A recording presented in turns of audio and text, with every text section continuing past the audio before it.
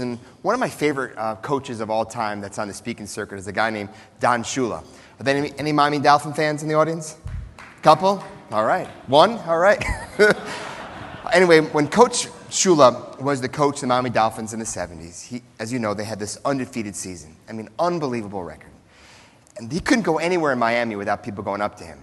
Want to take his picture, want to talk about Sunday's football game, want to take his autograph. And he was relatively kind of shy guy and a quiet guy. He didn't really like all the fanfare.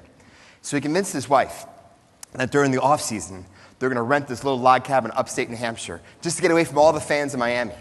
So they rented this house for the summer, and Shula joins his wife up there. And the first week they were there, they discovered this old-fashioned movie theater.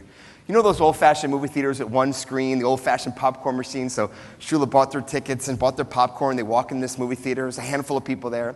And as soon as these people noticed and saw Don Shula walk in the movie theater, everyone stood up and started clapping and gave me a stand ovation. And his head gets really big, and he leans over to his wife as he's finding his seat and says, I can't even go in the middle of New Hampshire without people recognizing me.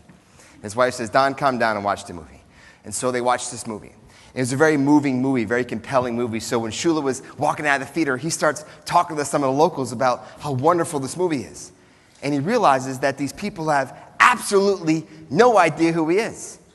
So he goes up to kind of the older guy that was sitting next to him in the theater and says, Sir, do you know who I am? And the old guy looks at Shula and says, No, sir, I have absolutely no idea who you are. And Shula says, Well, why'd you give my wife and I a standing ovation when we walked in the movie theater? The old guy looks at Shula and says, You must not be from around here, are you, sir? And Shula says, No. The old guy looks at Shula and says, Well, sir, there was only 8 people in the movie theater. They don't actually start the movie till the 10th person shows up. So I was very excited when he walked in. I love that story. And every single keynote I give, whether it's to 711 U.S. Bank people or small audiences, I share that story. I open that keynote with this story because to me, great leadership, great heart-led leadership is all about humility.